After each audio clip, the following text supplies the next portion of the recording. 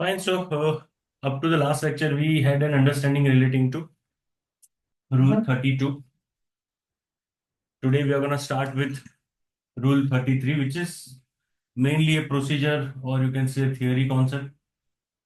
तो इस concept को मैं आपको explain करता हूँ with the help of example, and then I'll request everyone to please go through the whole, because अगर इसमें से पूछते हैं तो ये theory question बन सकता है.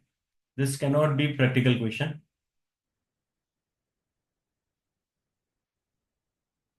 This could be theory question.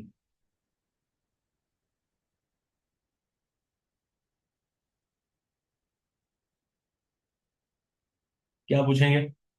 Give me a short note on the concept of pure agent.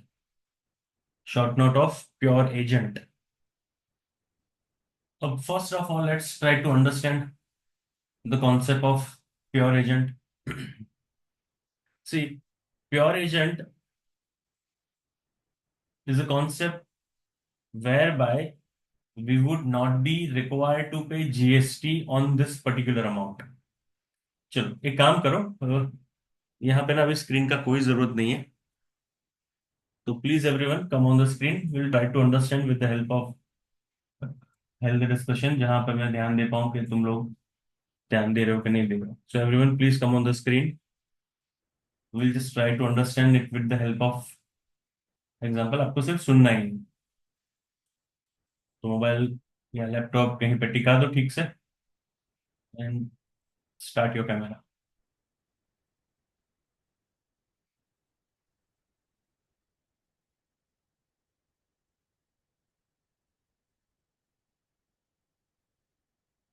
बहुत सारे लोग आज आए नहीं, उनको डर था. मैं वो सेक्शन 7 एंड शेड्यूल पूछने वाला हूँ. उनको ये नहीं बताया कि मैं उनका वेट करूंगा. इतना जल्दी नहीं पूछूंगा.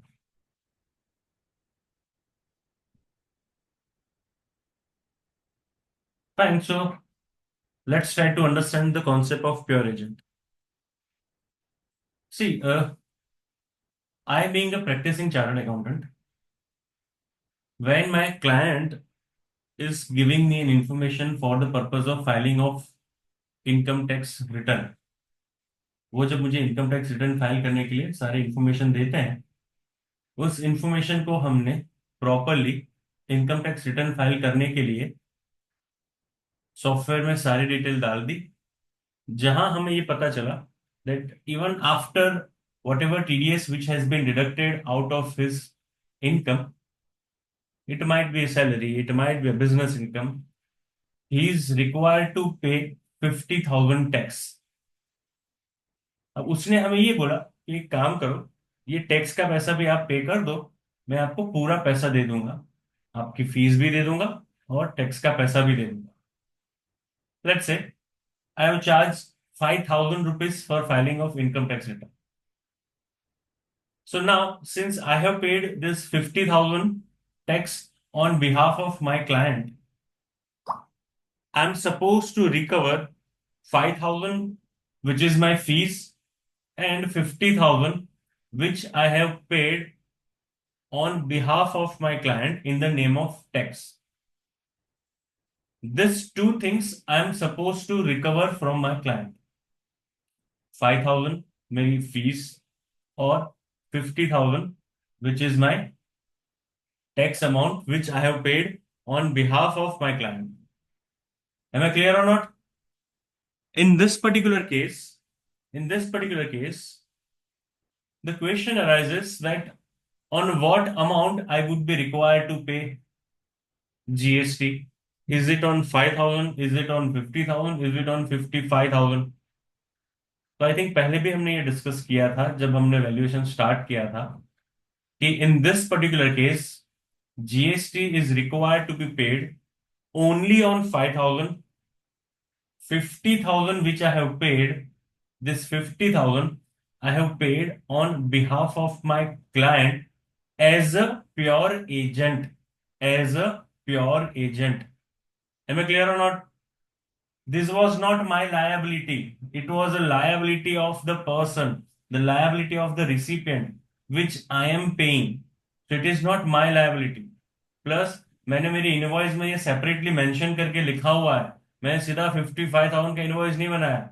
मैंने इनवॉइस बनाया कि भाई देखो 5,000 for filing of return, 50,000 collecting as a pure agent for the amount of tax paid on behalf of client, and then I have raised this invoice of 55,000. So in this particular case, I would be required to pay GST on only 5,000, not on 55,000. Am I clear or not? अच्छा, ये कब हो पाता है?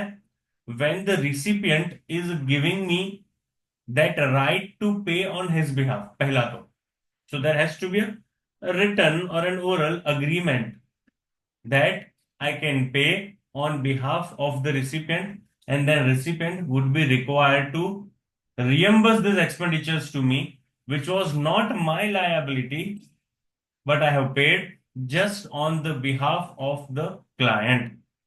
Another example whereby you can again able to correlate. If we are booking a car, तो car हमने book करा के हम जा रहे हैं कहीं फॉर एग्जांपल घूमने के लिए। उस ड्राइवर को हमने रास्ते में कहीं होटल पे जहां पे हम रुके, वहां उसको हमने बोला एक काम करो, ये फूड पैकेट्स और पार्ले जी बिस्किट्स ये सब हमें चाहिए, आप लेके आओ।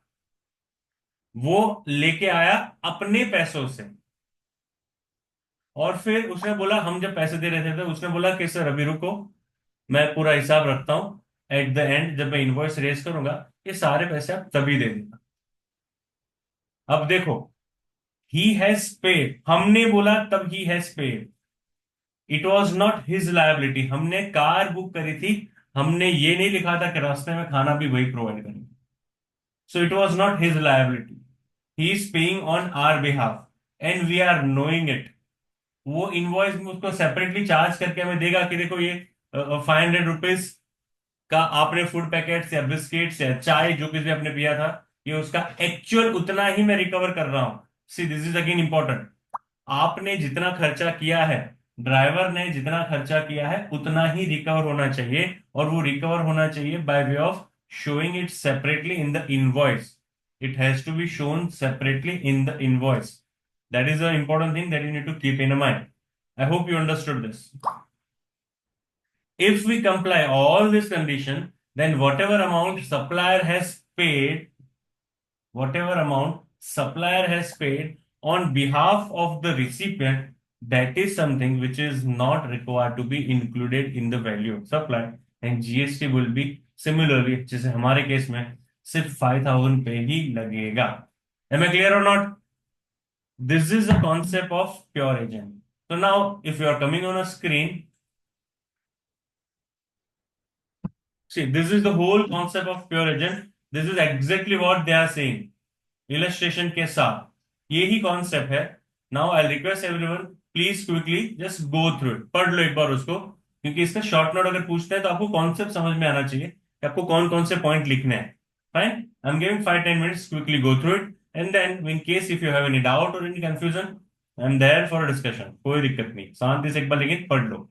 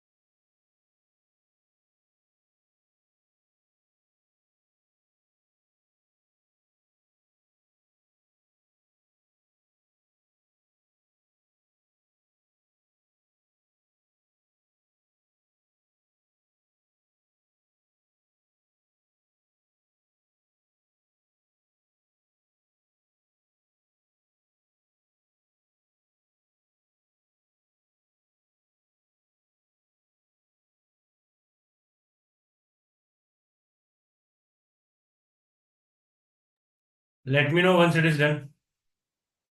Done sir. Yes sir.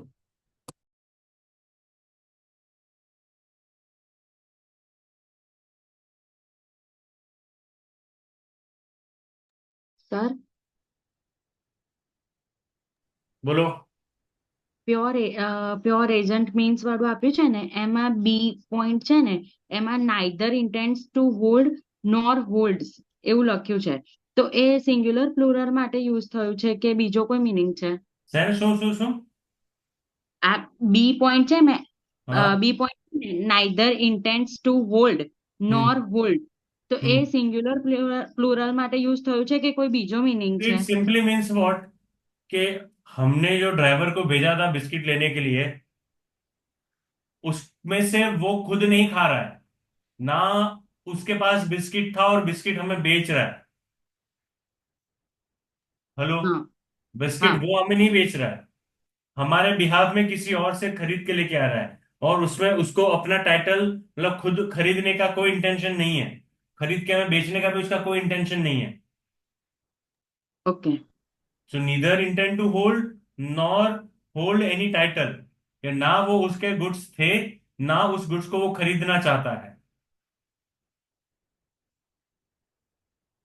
Okay. दूसरा क्या डाउट था किसी को? चैट में लिख के दिया था ना, आप मेरे को समझ में नहीं आया था, what do you mean?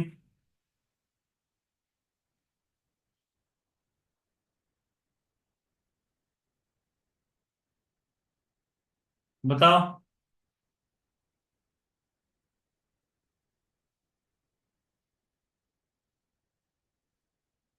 Everyone, I hope understood this. Yes sir. Yes sir. Fine. So then let's come on rule 34। Let's see what is rule 34। Rule 34 is in relation to rate of exchange। देखो, time of supply जब हम पढ़ रहे थे तब मैंने आपको बताया था कि rate of exchange will be applicable which is prevailing at the time of supply। तो टाइम ऑफ सप्लाई के दिन जो एक्सचेंज रेट एप्लीकेबल होगा, उसी एक्सचेंज रेट पे फॉरेन करेंसी को आईएनआर में कन्वर्ट किया जाएगा टाइम ऑफ सप्लाई के दिन। अच्छा, वो एक्सचेंज रेट कहां से लेना है, रूल 34 हमें यह बताता है। किस दिन लेना है वो हमको टाइम ऑफ सप्लाई ने बताया। So what it says now, let's understand the rate of exchange of the currency other than Indian rupee for determination of value. So rate of exchange for determination of value of, this is for goods taxable goods. सो पहला वाला है goods के लिए है, दूसरा वाला है सर्विस के लिए। This is for goods, this is for services. So value of supply, sorry, rate of exchange for determination of value of taxable goods shall be applicable rate of exchange as notified by custom। कब? For the, sorry, for the date of time of supply। तो time of supply के दिन custom department ने कौन सा exchange rate notify किया हुआ है, वो वाला एक्सचेंज रेट हम यहां पे लेंगे। टाइम ऑफ सप्लाई के दिन कस्टम डिपार्टमेंट ने जो एक्सचेंज रेट नोटिफाई किया हुआ है, वो एक्सचेंज रेट हम लेंगे।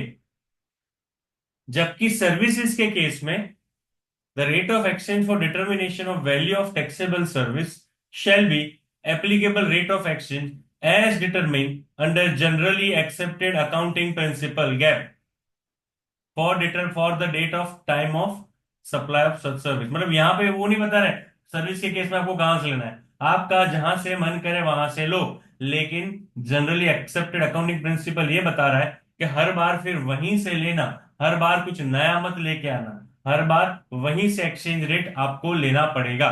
तो अगर हम इसको समराइज करें, एक्सचेंज रेट को,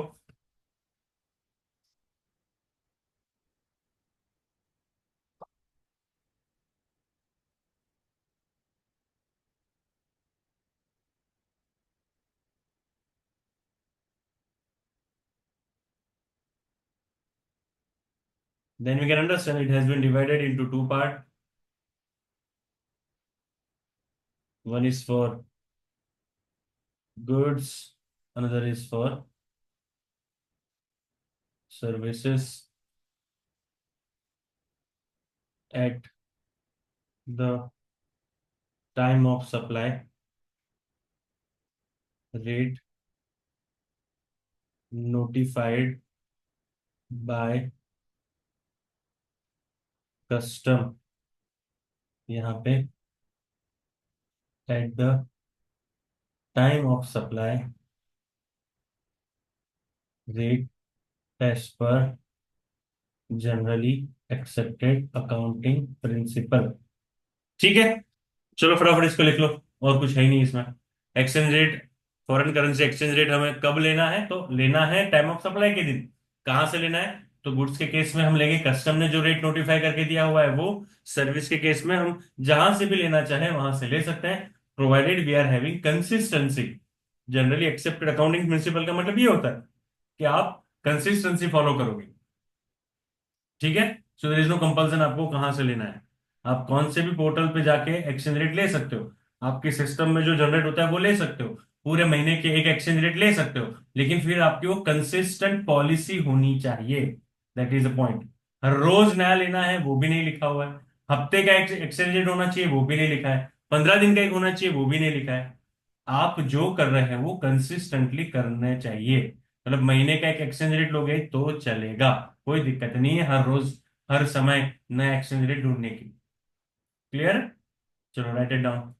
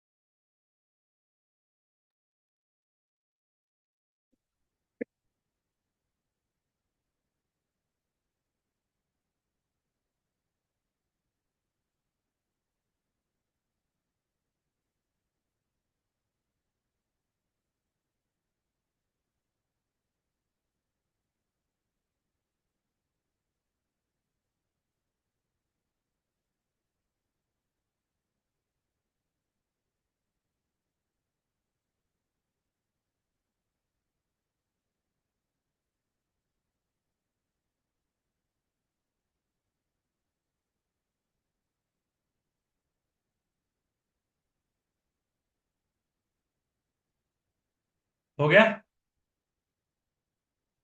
Yes, Yes, sir. sir. Rule 35, what this rule 35 is saying, let's understand। Value of supply is inclusive of tax. देखो हम ऑलरेडी डिस्कस कर चुके हैं कि अगर सेपरेट पैसे नहीं मिल रहे हैं तो whatever money that the supplier is getting it is assume that it is inclusive of GST. So where the value of supply is inclusive of tax, it could be IGST, CGST, SGST, whatever it is, the amount shall be determined in the following manner। अच्छा, reverse calculation में formula जो बनता है ना वही formula उन्होंने बना के दिया हुआ है पूरा। तो फॉर एग्जांपल अगर वैल्यू ऑफ गुड्स 100 है, रेट है 18, टोटल इनवॉइस इज 118, वैसे अगर यहाँ पे तुम्हें 1,18,000 मिल रहे हैं which is inclusive of tax, तो हम क्या करेंगे कि 118 पे टैक्स 18 है, या तो 118 पे वैल्यू 100 है, तो 1,18,000 पे कितना। तो ये रिवर्स कैलकुलेशन जो हम करेंगे ना, 1,18,000 इंटू 100 डिवाइड बाय 118, ये वाला जो इक्वेशन है यही वाला इक्वेशन यहां उन्होंने बना के दिया हुआ है कि भाई यहाँ पे 18 की जगह पे 28 हो तो क्या करना है, 5 हो तो क्या करना है, तो इक्वेशन तो वैसे ही बनेगा। So value inclusive of tax multiplied with the rate of IGST or as the case CGST SGST, तो इनटू करके divide by sum plus rate of tax 118 जो हमने किया है, तो इसी इक्वेशन को उन्होंने ना एक्सप्लेन किया हुआ है और कुछ नहीं है। तो सिर्फ ये एग्जांपल तुम साइड वाला है वो लिख के रखो, एक्सप्लेनेशन अभी तुम्हें नहीं पढ़ने, explanation is something in relation to rule 27 and all that. Fine, इतना तुम सिर्फ पढ़ के रखो, ये बाजू वाला है जो उतना सिर्फ लिख के रखो, उसके बाद हम रूल 27 स्टार्ट करते हैं।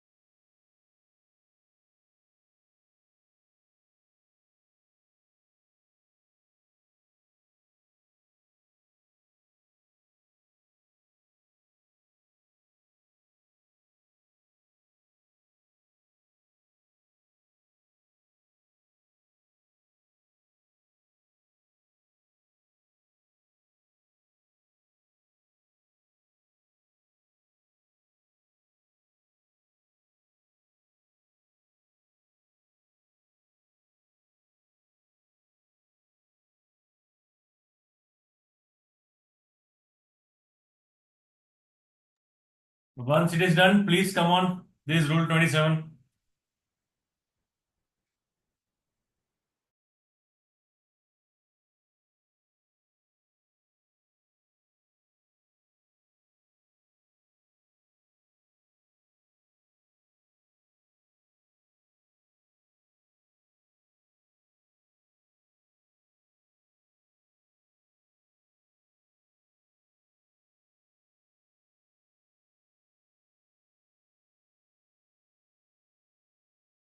Done, sir.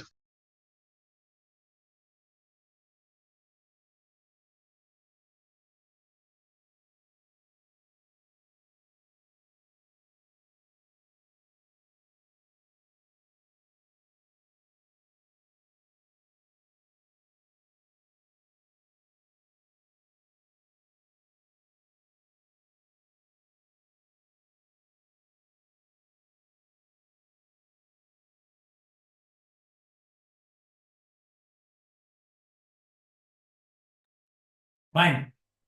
So now understand. We studied section 15, whereby we understood that transaction value will be assessable value so far as it fulfill all the conditions which are specified under section 15(1). और अगर वो section 15(1) की condition comply नहीं कर पाता है, then we need to refer to the valuation rules. वो लिखा था 15(4) में। नाउ 15(1) की बेसिक कंडीशन थी transaction value means price actually paid or payable for the said supply of goods or a service or both, where the supplier and the recipients are not related and the price is the sole consideration. Rule 27 is talking about a situation where the value of supply of goods or a service is where the consideration is not wholly in money. That means consideration जो मिल रहा है वो money form में पूरे का पूरा नहीं मिल रहा है, then in that particular case you will be required to refer to this rule 27, because consideration is price actually paid or payable, so there has to be price. यहां पे consideration is not only in money, therefore we would be required to refer to the valuation rule. What is required to be done, please pay attention to this now. यहां पे जो option दिए हुए हैं ये सारे ऑप्शन आपको sequence में ही अप्लाई करना है। So where supply of goods or uh services or uh both is for a consideration which is not wholly in money, the value of taxable supply shall, पहला इज द फर्स्ट। आप B में नहीं जा सकते जब तक आप ए को क्रॉस नहीं करते हैं। अगर आपको ए में आंसर नहीं मिल रहा है तभी और सिर्फ तभी आप बी में जा सकते हैं। सो पहला है आप ढूंढो कि ओपन मार्केट वैल्यू क्या है उस गुड्स का, क्योंकि आपको जो कंसिडरेशन मिला है that consideration is not wholly in money. Now since that consideration is not wholly in money, we need to find out कि इसका प्राइस क्या होना चाहिए था, क्योंकि हमें कुछ कैश में मिला है, कुछ काइंड में मिला है। अब काइंड में जो मिला है उसको हम कैसे कन्वर्ट करें कि कितनी वैल्यू होगी। अगर ये सब दिक्कतें आ रही है तो what we would be required to do कि जहां पूरा कंसिडरेशन आपको मनी फॉर्म में नहीं मिला है तो हम देखेंगे हमारे गुड्स की ओपन मार्केट वैल्यू कितनी है। ओपन मार्केट वैल्यू कितनी है, ओपन मार्केट वैल्यू मतलब कि अगर पूरा consideration was in the form of money तो हम कितने में बेचते थे, वही होगी उसकी ओपन मार्केट वैल्यू। जनरली हम इस गुड्स को कितनी प्राइस में बेचते हैं मार्केट में, वही होगी उसकी open market value. So we need to take open market value. अगर open market value is not available तभी हम बी में आ रहे हैं। देखो तो मैंने जो सीक्वेंस बताया तुम्हें, ये सीक्वेंस तुम्हें याद रखना है। If the open market value is not available under clause ए, तो हम क्या करेंगे, हम करेंगे sum total of consideration in money and any further amount in money which is equivalent to consideration not in money, meaning thereby जितना पैसा हमें money form में मिला है वो लेंगे और जितना हमें काइंड में मिला है उसकी मॉनेटरी वैल्यू लेंगे, इन दोनों को ऐड करेंगे और फिर जो वैल्यू आती है that will be treated as the value of goods. तो पहले तो हमें क्या देखना है, पहले तो हमें ओपन मार्केट वैल्यू भी देखनी है। अगर वो नहीं मिल रहा है तो money plus money value of consideration not in money. अगर ये भी तुम नहीं कर पाते हो, if the value of supply is not determinable under clause A or under clause B, then only you are coming to 3। तो ये सीक्वेंस आपको फॉलो करना है, पहले 1 फिर 2 फिर 3। If you are not able to determine the value of supply under clause A or under clause B, the value of supply shall be both of like kind and quality। हमारे जैसे goods बाहर market में कितने में बिक रहे हैं वो वैल्यू ले लो, क्योंकि तुम्हारे पास ना मार्केट वैल्यू है ना monetary value of non monetary consideration है। तो क्या करेंगे हम, हमारे जैसे ही गुड्स मार्केट में कितने में बिक रहे हैं। सो अगर मोबाइल फोन है तो सेम कॉन्फ़िगरेशन वाला, सेम रैम हो, सिमिलर काइंड ऑफ डिस्प्ले हो, सिमिलर काइंड ऑफ बैटरी हो, सिमिलर काइंड ऑफ कैमरा हो, तो सिमिलर फीचर वाला फोन मार्केट में कितने में मिल रहा है, लाइक काइंड एंड क्वालिटी वाला, वो वैल्यू लेंगे। लेकिन पहले तो हम अपने ही गुड्स के ओपन मार्केट वैल्यू देंगे। अगर वो नहीं मिल रहा है तो money plus money value of non monetary consideration देखेंगे। वो भी नहीं मिल रहा है, तो हम तीसरे में आएंगे, of like kind and quality. अच्छा, ये भी पॉसिबल नहीं हुआ, if not determinable under A, B and C, then sum total of consideration in money and such further amount in money that is equivalent to consideration not in money। तो वापस तो यही हो गया, 2 नंबर वाला point ही हो गया यहाँ पे तो। अच्छा, ये भी तुम नहीं कर पा रहे हो बेसिकली, अगर ये भी तुम नहीं कर पा रहे हो तो उसके बाद ये तो था 4 नंबर, ये भी तुम नहीं कर पा रहे हो तो पहले जाओ रूल नंबर 30 में, उसके बाद जाओ रूल नंबर 31 में, इन दैट ऑर्डर। तो ये ध्यान देना, सीक्वेंस बहुत जरूरी है। सबसे पहला तो क्या आया था, open market value of such supply. अच्छा, ओपन मार्केट वैल्यू नहीं मिल रहा है, so open market value is not available, then we will take money plus money which is equivalent to consideration in not in money. अच्छा, वो भी नहीं मिल रहा है, तो लाइक काइंड एंड क्वालिटी, वो भी नहीं मिल रहा है, तो sum total of consideration in money and such further amount in money which is equivalent to consideration not in money।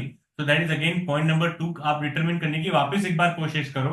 अगर वो भी नहीं हो रहा है तो 5 नंबर में रूल 30 पे आओ। Rule 30 is a cost plus 10% वाला मेथड, कि अगर तुम और कुछ नहीं कर पा रहे हो तो तुम्हारी कॉस्ट लो, उसमें 10% ऐड करो। रूल 30 आएगी तब तुम्हें समझ में आएगा। वो भी नहीं हो पा रहा है तुमसे, तो रूल 31 बोल रहा है, तो फिर अब ऑफिसर पे छोड़ दो, ऑफिसर अपने हिसाब से वैल्यू डिटरमिन कर लेगा।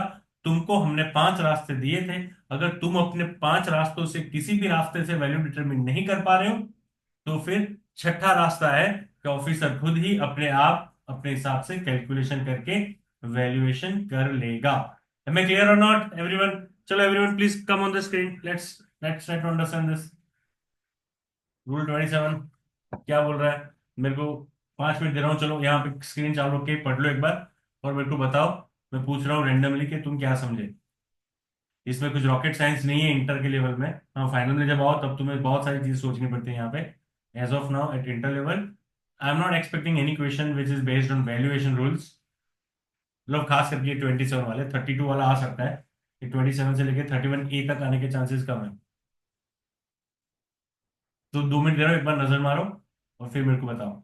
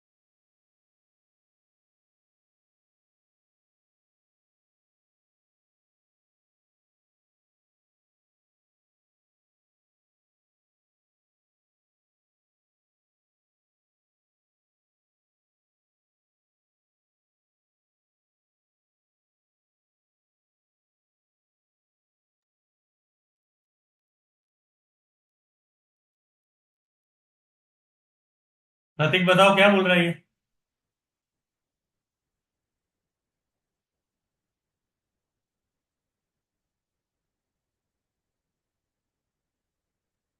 और सर ये बताया है कि value of supply supply goods or service जब कंसिडरेशन पूरा मनी में नहीं हो, तो सबसे पहले केस एक ही केस में हमको ओपन मार्केट वैल्यू लेना है।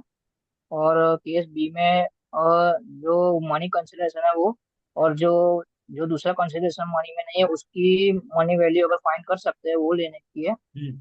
और थर्ड केस में अगर वो जो मनी कंसिडरेशन में है वो, और जो जो मनी कंसिडरेशन में नहीं है उसको अगर मार्केट में बेचते तो क्या वैल्यू आती उसको कंसिडर करना है।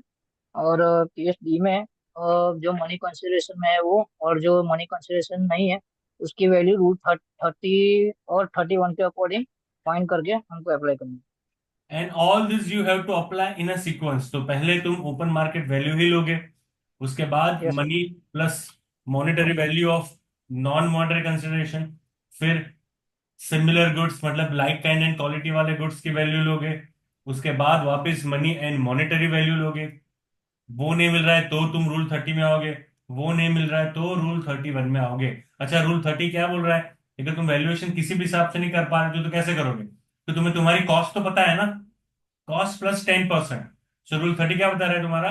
Cost plus 10% would be the value of supply. Am I clear और नॉट एवरीवन? तो ये सीक्वेंस में हमें करना होता है mostly. Yes is sir. Particular rule से एग्जाम में क्वेश्चन इंटर लेवल पे नहीं आते हैं, लेकिन फिर भी हमें पता होना चाहिए कि what are the sequence that you need to follow. In case अगर वो एमसीक्यू में भी कहीं पे पूछ लेते हैं, then you should be able to understand about the sequences. Fine. Let's come on the next rule then. Fine. Switch off your cameras.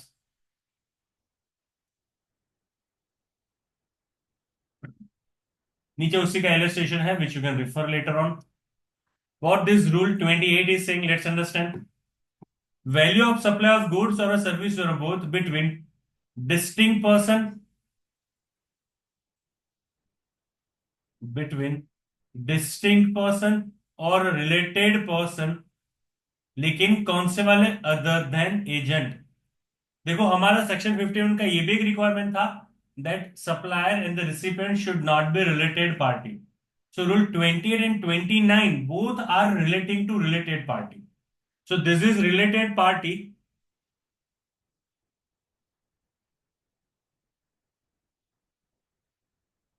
लेकिन other than agent. This rule is applicable to yes related party because distinct person is none other than related party only. But this is a related party other than agent, then only this principle is applicable. क्यों? क्योंकि agent as such आगे goods बेचेगा। As such मतलब वो कुछ process नहीं करेगा। Consignment agent को अगर तुमने कोई मटेरियल भेजा तो वो उस पर कुछ प्रोसेस नहीं करेगा, वो वैसे का वैसा आगे बेच देगा। जबकि डिस्टिंक्ट पर्सन में ये पॉसिबल है कि आप अगर किसी और को दे रहे हो तो वो आगे उस पर फर्दर प्रोसेसिंग करके बेचेगा। सो दोनों रूल को इस हिसाब से डिवाइड किया गया है। This rule is applicable for sending goods or services both, applicable to both goods as well as services between a distinct person or related person, लेकिन अदर देन थ्रू एजेंट। तो agent में ये rule applicable नहीं होगा। So let's see what we are suppose to do. The value of supply of goods or service or both between distinct person as specified under section 25, और where supplier and recipients are related लेकिन other than agent, then the valuation shall be again the same sequence is there 1 2 3। और proviso तो अलग ही बता रहा है कुछ, तो पहले वापस वो वाला सीक्वेंस था ना, वही वाला सीक्वेंस तुम याद रखो। अच्छा, सेक्शन रूल 27 में पहला था ओपन मार्केट वैल्यू, फिर मॉनेटरी वैल्यू, फिर आ था लाइक काइंड एंड क्वालिटी, फिर वापस मॉनेटरी एंड नॉन मॉनेटरी आ रहा था। अच्छा, मॉनेटरी एंड नॉन मॉनेटरी वहां पे इसलिए था क्योंकि consideration was not fully in money. यहाँ पे वो दिक्कत नहीं है तो वो नहीं आएगा, इसलिए पहला तो जो था वो ही रहेगा, open market value. Will take open market value. अच्छा, ओपन मार्केट वैल्यू नहीं मिल रहा है तो यहाँ monetary value and non monetary value कुछ है नहीं, तो उसके बाद वाला सीधा आ जाएगा which is of like kind and quality. इसका एक चार्ट मैंने ना समराइज में बनाया हुआ है, मैं at the end of the lecture Dhaval sir को भेजूंगा। उस हिसाब से वो चार्ट आप अपनी नोटबुक में ड्रॉ करके रखना, एक ही पेज में सारे रूल आ जाएंगे। हाँ, तो वो मैं आपको ना after the lecture I will send it to Dhaval sir, और उनको बोलूंगा मैं आपको ब्रॉडकास्ट में भेज देंगे, तो उस हिसाब से आप समरी टेबल बना सकते हो फिर। If value is not determinable under A and B, then आएंगे कहाँ पे? थर्ड नंबर पे, which is my rule number 30। And if that is also not possible, then 4 number पे, विच इज रेसिडुअल, जहां तो ऑफिसर वैल्यूएशन करेगा, तुम नहीं कर सकते हो। ये अप्लाई करना है सीक्वेंस हमें 1 2 3 4। तो 3 को मैं यहां से हटाता हूं, क्योंकि 3 is actually rule number 30 and 4 is actually rule number 40। सो ये 1 2 3 4 को इसी सीक्वेंस में you be required to apply.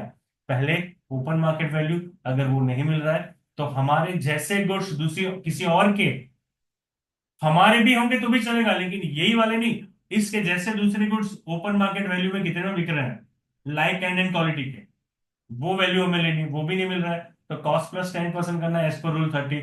वो भी नहीं कर रहे हो, तो फिर ऑफिसर को बताओ कि हम नहीं कर पा रहे, तुम करके दो। है मैं क्लियर और नॉट? प्रोवाइजो क्या बोल रहा है उसको ध्यान से समझो। Provided that where goods, C applicable only to goods, are intended for further supply as such by recipient, then in that case value shall at the option of the supplier be the amount equivalent to 90% of the price charged for the supply of goods of like kind and quality by the recipient to its customer, not being related person। अब इस पे ध्यान देने के लिए, समझने के लिए तुम्हें एक एग्जांपल समझना पड़ेगा। See we are trying to understand what rule number 29, ये कब एप्लीकेबल होता है? When supply is made to related person, लेकिन other than, sir 28। I am sorry 28, other than agent, other than agent. When supply has been made to a related person, or you can say distinct person or related person, but other than agent. So let's understand. There is branch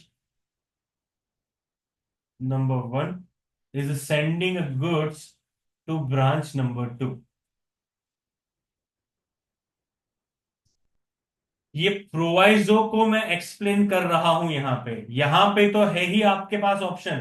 पहला था open market value, दूसरा था like kind and quality, तीसरा था rule number 30, चौथा था rule number 31। ये तो है ही है। ये एक स्पेशल सिचुएशन है, और ये स्पेशल सिचुएशन की रिक्वायरमेंट ये है कि अगर आप क्या सप्लाई कर रहे हो, गुड सप्लाई कर रहे हो एक ब्रांच से दूसरी ब्रांच में, या फिर आप अपने रिलेटेड पार्टी को गुड सप्लाई कर रहे हो और रिलेटेड पार्टी आगे कस्टमर को बेच रहा है, कैसे? As such. एज सच का मतलब without any further processing on it, without any further processing on it. So in that case option has been given कि जिस प्राइस पे ये ब्रांच बेच रहा है, लेट से 100 पे, तो आप इसका वैल्यू करो 90% of it, which will be 90 rupees. So अगर ब्रांच आगे कस्टमर को 100 रुपीज में बेच रहा है, तो आप अपने गुड्स का वैल्यू कितना करो? 90 करो, 10% माइनस कर दो 90% of the price at which the branch और the related party is selling to the customer. अच्छा, ये कस्टमर कैसा होना चाहिए? कस्टमर फिर अनरिलेटेड पार्टी होना चाहिए, है ना? वो तो रिलेटेड टू रिलेटेड हो गया, तो फिर कंट्रोल ही सेट नहीं हुआ। सो अगर आपका ब्रांच आगे कस्टमर को बेच रहा है, या तो आपका रिलेटेड पार्टी आगे कस्टमर को बेच रहा है, तो जिस प्राइस पे आपका ब्रांच या आपका रिलेटेड पार्टी कस्टमर को आगे बेच रहा है, कौन सा कस्टमर? वो कस्टमर जो कि आपका रिलेटेड नहीं है। तो जिस प्राइस पे ये ब्रांच आगे कस्टमर को बेच रहा है, उसका 90% will be treated as a value. I hope I am clear on this. समझ में आया सबको? हाँ सर। अब मेरे को एक चीज बताओ, देखो अब टाइम फ्रेम पे अगर सोचो आप, तो अगर ये गुड्स जब यहां से निकल रहे हैं, वैल्यूएशन तो मुझे यहां पे करना है ना, इस पॉइंट पे करना है। अब ये गुड्स यहां पहुंचेंगे, फिर यहां से बिकेंगे, तब जाके ये 100 पता चलेगा हमें। हेलो, अगर आप टाइम फ्रेम पे सोचो तो पहले गुड्स यहां से निकलेंगे, फिर यहां पहुंचेंगे, फिर यहां से बिकेंगे। अब जब यहां से बिकेंगे, ये 100 तो मुझे तब पता चलेगा, जबकि ये वैल्यूएशन तो मुझे इस पॉइंट पे करना है। So this is if T1, then this is T2, then this is T3। T3 का वैल्यूएशन मुझे T1 पे लेना है, तो मुझे क्या सपना आएगा कि वो मेरा पार्टनर या ब्रांच या रिलेटेड पार्टी आगे कितने में बेचने वाला है? वो मुझे कैसे पता चलेगा एडवांस में? कैसे पता चलेगा?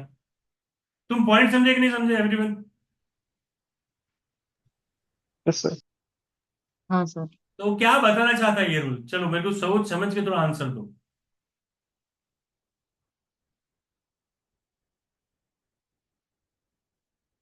जब मैं मेरी ब्रांच 1 से गुड्स रिमूव कर रहा हूं, तो मुझे ये बोला गया कि गुड्स जो प्राइस पे ब्रांच 2 से बिक रहे हैं उसका 90% हो। अरे भाई, ये गुड्स कब ब्रांच 2 पे पहुंचेंगे, उसके बाद कब बिकेंगे, वो कौन सी प्राइस पे बिकेंगे, वो आज जब मैं ब्रांच 1 से निकाल रहा हूं तब तो मुझे पता ही नहीं है ना। मुझे तो जीएसटी पे करना है जब ब्रांच 1 से गुड्स निकले। तो मुझे एडवांस में तो ये कैसे पता चलेगा कि कितने में बिकेंगे?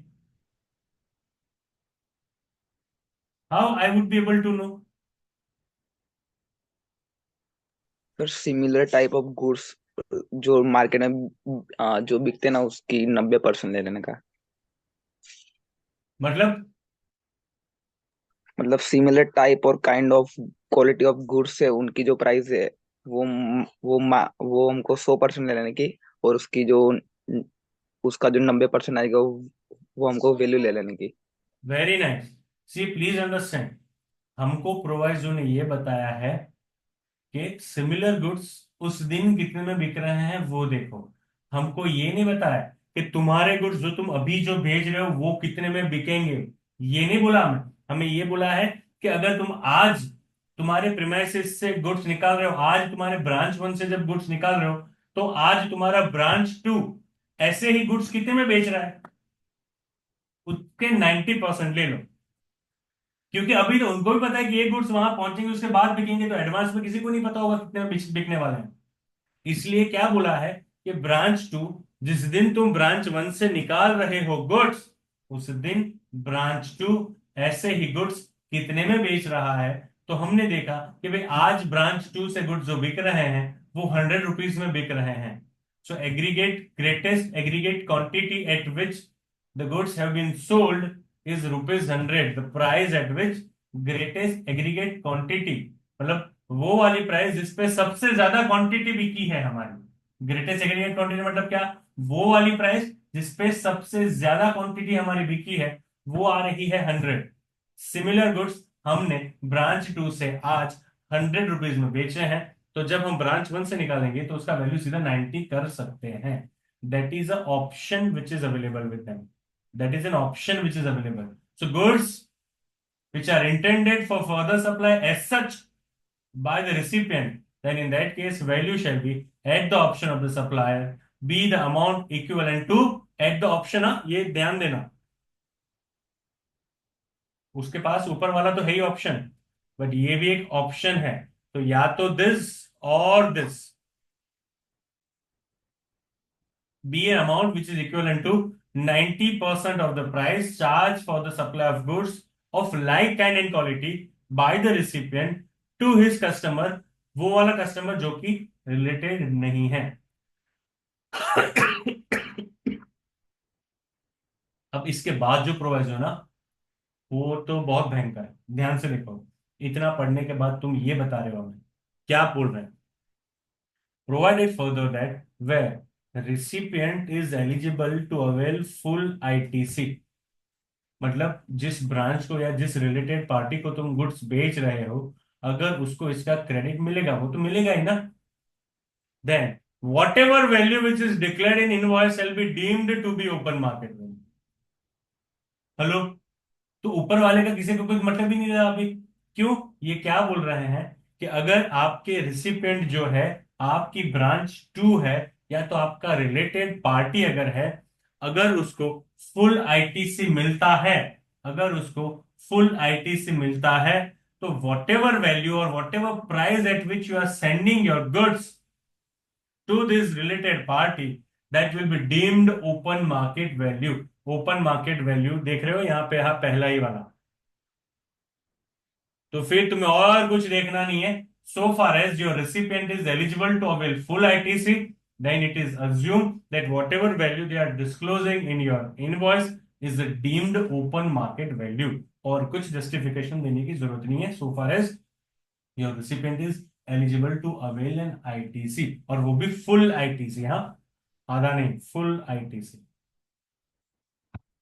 Am I clear or not everyone? So तीन Yes, ऑप्शन sir. ब्रॉडली यहाँ पे आए हैं, तीन ऑप्शन ब्रॉडली यहाँ पे आए हैं। चलो आ जाओ स्क्रीन पे, मैं एक्सप्लेन कर देता हूँ, फिर I give 5 minute whereby you can go through it.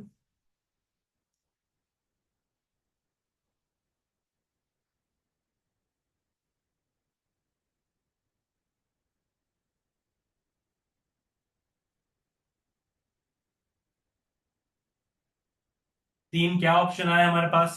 पहला तो है ओपन मार्केट वैल्यू वाले जो सीक्वेंस है वो फॉलो करो, open market value low, like and quality low, cost plus 10% करो, या तो फिर रेसिड्यूअल में चले जाओ, ऑफिशियल वैल्यूएशन करेगा। फिर हमें बोला कि अगर तुम तुम्हारे रिलेटेड पार्टी को बेच रहे हो और तुम्हारा रिलेटेड पार्टी आगे एज सच किसी और को सप्लाई कर रहा है, तो फिर क्या करो, जिस दिन तुम्हारे गुड्स तुम बेच रहे हो उस दिन सिमिलर गुड्स वहां से तुम्हारी ब्रांच से जो प्राइस पे बिके थे उसके 90% ले लो, that could be your value. And this is option not compulsion. अगर तुम ओपन मार्केट वैल्यू वाले में जाना चाहते हो जा सकते हो। तो 1 2 3 4, या तो proviso number 1, whatever is comfortable to you. तीसरा तो ऐसा बोला कि अगर तुम्हारा recipient is eligible to avail full ITC, तो whatever value you are showing in your invoice is a deemed open market value, then you need not require to justify anything. Whatever value you are disclosing in your invoice, it is deemed open market value। Whatever value you are disclosing, तुम्हें कोई justification देने की जरूरत यहां नहीं है। अब ये कब आएगा, प्लीज ट्राई टू अंडरस्टैंड। ये तब आएगा जब तुम्हारी जो ब्रांच है वो ब्रांच आगे इस गुड्स को प्रोसेस करके कुछ टैक्सेबल कुछ एग्जम्प्ट नहीं बना रहा है। अब ये तुम्हें नहीं समझ में आएगा, अभी हम जब आईटीसी जब करेंगे ना तब तुम्हें समझ में आएगा कि इसका एप्लीकेशन रूल 42 43 की वजह से क्या आ रहा है। तो तब एक बार मुझे याद करा देना प्रतीक, तो इस कॉन्टेक्ट में मैं तुम्हें तब एक्सप्लेन करूंगा, क्योंकि यहाँ पे क्या लिखा हुआ है कि अगर तुम्हारे रिसिपिएंट को फुल आईटीसी मिलता है, फुल आईटीसी, तो whatever value you are disclosing in invoice is deemed open market value. कब? जब आपके रिसिपिएंट को फुल आईटीसी मिलता है तब। M I clear? सो चार ऑप्शन एंड दो प्रोवाइजो। समझ में आया सबको अभी के नहीं समझ में आया? Everyone understood it thoroughly or not? चलो Yes, sir. 5 minute quickly go through it and then we are starting with 29 कि क्या करना है अगर हम एजेंट को सप्लाई करें। चलो कैमरा बंद करके शांति से एक बार पढ़ लो, 5 मिनट दे रहा हूं।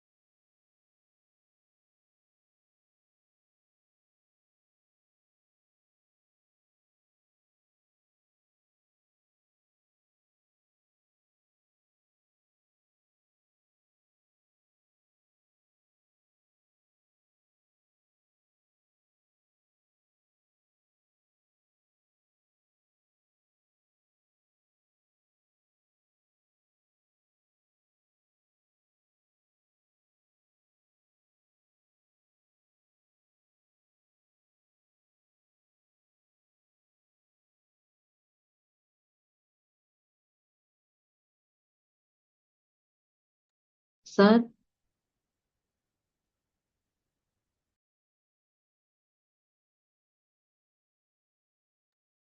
બોલો. હા સર, અત્યારે તમે કીધું ને કે 90% આપણે લેવાના, તો એમાં ફોર એક્ઝામ્પલ જે રિલેટેડ પાર્ટી છે આપણી પાસેથી જેને ગુડ્સ લીધા છે, એ અનરિલેટેડ પાર્ટીને એ 100 ની બદલે 120 માં વેચી દીધા, અને આપણે તો ભર્યું હતું જે કરંટ હતું એની ઉપર, તો શું કરવાનું? એટલે જે જેમ કે આપણી પાસેથી જેને ગુડ્સ લીધો તો એ રિલેટેડ પાર્ટી હતી, અને એ રિલેટેડ પાર્ટીએ અનરિલેટેડ પાર્ટીને ગુડ્સ વેચ્યા હતા, તો આપણને એવું કીધું છે કે 90% વેલ્યુ કાઉન્ટ કરી આપણે શકાય એ છે. જ ગુડ્સ કેટલામાં વેચાયો એ નથી જોવાનું. આપણે એ જોવાનું છે કે આજે જ્યારે આપણે ગુડ્સ મોકલી રહ્યા છે ત્યારે ત્યાંથી કેટલામાં વેચાય છે. એની પાસે જે સ્ટોક પડ્યો છે એમાંથી એ કેટલામાં વેચે છે. એ જો એ દિવસે 100 રૂપિયામાં વેચે છે તો આપણે 90 એ મોકલી દેવાનો. પછી આ ગુડ્સ 100 ની જગ્યાએ 120માં વેચાય તો that 120 can become the value. કોના માટે? એ દિવસે જ્યારે ગુડ્સ નીકળતો હશે એના માટે. આપણે 1 to 1 નથી જોવાનું. આપણે ખાલી એ જ જોવાનું છે કે આપણે જ્યારે ગુડ્સ આપણી ફેક્ટરીમાંથી રિમૂવ કરીએ છીએ ત્યારે એ દિવસે આવા જ ગુડ્સ રિલેટેડ પાર્ટીના પ્રિમાઇસીસમાંથી કેટલામાં વેચાય. Okay okay. આ જ ગુડ્સ ને આના જેવા. હા.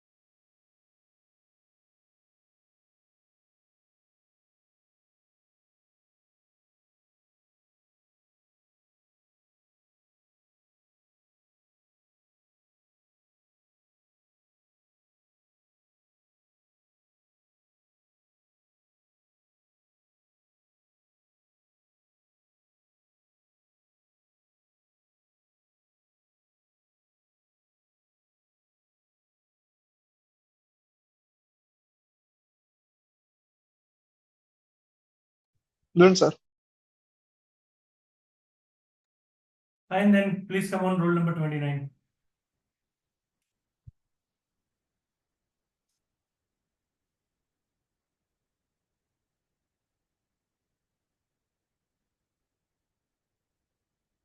What it says: value of supply of goods made or received through agent. So this is also related party transaction.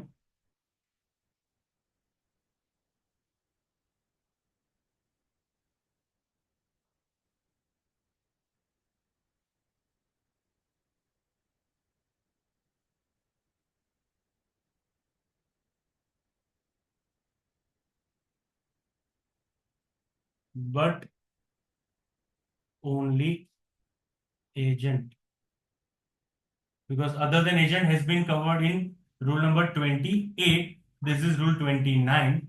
So this is only for a situation where goods have been sold through agent. So when there is a transfer between principal to agent or agent to principal, then how to do the valuation, that is what this rule is saying. So what it says, let's try to understand. The value of supply of goods between principal and his agent shall, सबसे पहला तो open market value ले लो भाई, और at the option of supplier वापस कितना, 90% of the price charged for the goods of the like kind and quality by the recipient to his customer who is not related. Hello, तो यहां तो comparison में दो ही है, ओपन मार्केट वैल्यू या तो 90% of price hello, this is a simplest summary of rule 29। क्या आपको इन दोनों में से और इन दोनों के बीच में और है, कंपल्सन नहीं है, इन दोनों में से जो लेना चाहे ले सकता है। इधर it would be open market value or 90% of the price charge by the recipient to the customer who is not registered. तो लेकिन मैंने सिर्फ शॉर्ट फॉर्म में लिखा है 90% ऑफ द प्राइस, और नीचे उसका एक इलस्ट्रेशन है, वो भी just quickly go through it. चलो फटाफट खत्म करो इसको।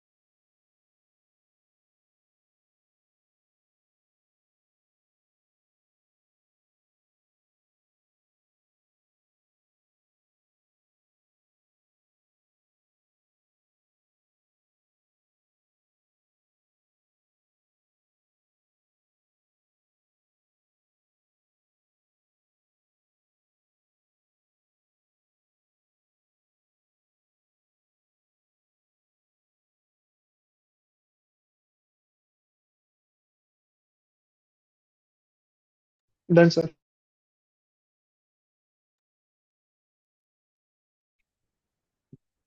For now, there are only two rules which are pending. Now, what it says, value of supply of goods based on cost. सो अगर हम सीक्वेंस देखो ना, तो यहाँ पे भी ये बोला गया था, अगर वो नहीं कर पाते हो तो तुम्हें रूल 30 और 31 फॉलो करना है। क्या, अगर तुम एजेंट वाला भी कैलकुलेट नहीं कर पाते हो, तो बी ये बोल रहा था कि if it is not determinable under clause ए, तो तुम्हें रूल 30 और 31 फॉलो करना है। सो रूल 30 क्या बोल रहा है? रूल 30 बोल रहा है कि यू नीड टू टेक कितना, 110% of the cost of production और कॉस्ट ऑफ मैन्युफैक्चर और the cost of acquisition of goods और the cost of provision of service. इस हिसाब से तुम्हें कैलकुलेट करना है। सो यहाँ सिंपली समराइज करेंगे, 110% of cost. Cost of production हो सकता है या तो मैन्युफैक्चर हो सकता है, अगर तुम मैन्युफैक्चरर हो तो, या अगर तुम ट्रेडर हो तो 110% ऑफ कॉस्ट ऑफ एक्विजिशन हो सकता है। अगर तुम सर्विस प्रोवाइडर हो तो तुम्हारी जो कॉस्ट आ रही है उसका 110%। अगर तुम और कहीं, सीधा रूल 30 में तुम आ ही नहीं सकते हो, 27 से निकल के लास्ट में आ रहे थे, 28 से निकल के लास्ट में आ रहे थे, 29 से निकल के लास्ट में आ रहे थे। सो रूल 30 में तुम सीधा नहीं आ सकते हो। तुम्हें 27, 28, 29 सबको पार करते हुए अगर तुम नहीं कर पाए तो ही तुम रूल 30 में आओगे। अगर तुम रूल 30 में आते हो तो the value will be 110% of your cost of production और मैन्युफैक्चरिंग और एक्विजिशन और provision of service based on your business model. अच्छा, ये खत्म हो जाने के बाद 31 बोल रहा है रेसिडुअल मेथड। वहां तो तुम कुछ नहीं करोगे। Officer reasonable means consistent with the principle and general provision of section 15, वो डिटरमिन करेगा कितने वैल्यू होना चाहिए।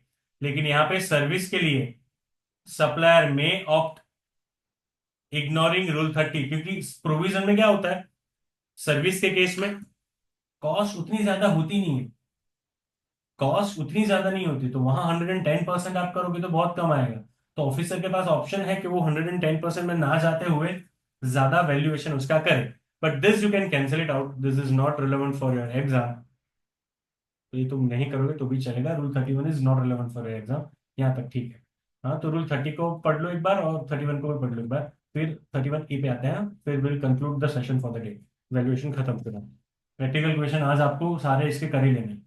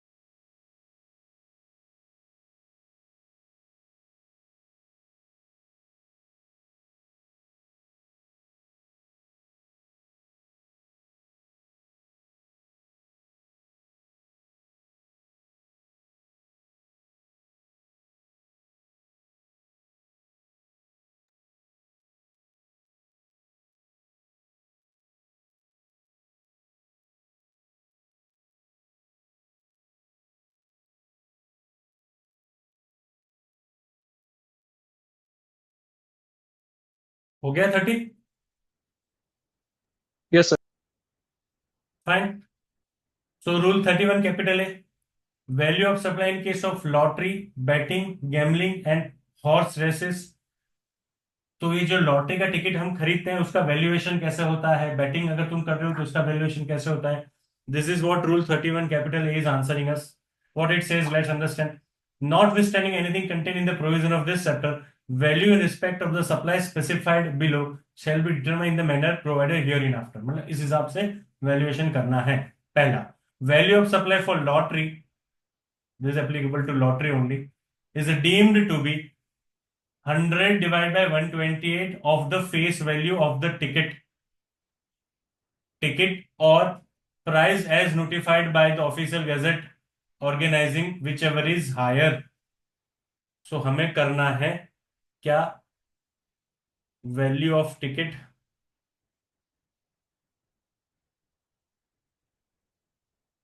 या तो price notified by the official gazette, इसका 100 डिवाइड बाय 128, और प्राइस बाय गवर्नमेंट, अगर गवर्नमेंट ने लॉटरी डिक्लेयर किया है, विच एवर इज हायर। जितनी की टिकट ली तुमने, मतलब तुमने 1000 का टिकट लिया तो 1000 into 100 divide by 120, that would be value. या तो अगर उस लॉटरी का प्राइस गवर्नमेंट ने नोटिफाई किया हुआ है, तो whatever price which has been notified by the government, that is going to become the deemed value, whichever is higher between this two. So this is for lottery only. This is only for lottery. Then the value of supply for actionable claims in the form of chance to win, betting, gambling and horse races in the race club, उसमें value कितना होगा? Whatever money you are putting as a bet, 100% of the face value of the bet और the amount paid to totaliser will be deemed to be value. तो जितना रुपए तुमने लगाया वो पूरा वैल्यू है, उस पे जीएसटी लगेगा। मतलब तुमने 10,000 रुपए लगाए तो 10,000 पे जीएसटी लगेगा 28% के हिसाब से। So this is a valuation to be done. Lottery के केस में तुम्हें करना है 100 डिवाइड बाय 128, और अगर तुमने बैट लगाया हुआ है तो जितने अमाउंट का तुमने बैट लगाया हुआ है that value would be deemed to be value, और उस पर जीएसटी लगेगा। सो आपको इफेक्टिवली 10,000 प्लस 28% उतना पे करना पड़ेगा, तो तुम्हारा बैट होगा 10,000। तो 10,000 तुम लगा रहे हो तो that 10,000 will be treated as a value. Am I clear और not everyone? Yes, sir. I hope understood. So this is done for the valuation chapter. आज इसके सारे प्रैक्टिकल क्वेश्चन आपको कर लेने हैं। नेक्स्ट लेक्चर जब हम करेंगे, नया चैप्टर चालू करेंगे, आई थिंक एवरीवन, आपके पास जितनी भी बुक में चैप्टर्स हैं वो सारे हो चुके हैं, तो हमें नया चैप्टर नई बुक से करना पड़ सकता है। तो इसलिए probably we will be doing from the custom directly, जो हम वैसे भी मॉड्यूल से करते हैं। हाँ, तो अगर नेक्स्ट लेक्चर क्लासरूम में नहीं होता है, ऑनलाइन होता है, तो then in that case we are starting with the customs, या फिर I update you from where we are starting. Fine. आज आपको इसके सारे प्रैक्टिकल क्वेश्चन मेक श्योर करने हैं कि आप इसके सारे प्रैक्टिकल क्वेश्चन कर लो। अच्छा, इस पूरे चैप्टर में से अगर कहीं पे भी कुछ भी डाउट है तो लेट मी नो। है किसी को कोई क्वेश्चन डाउट किसी भी रूल में, किसी भी सेक्शन के, किसी भी क्लॉज में? एनीवन?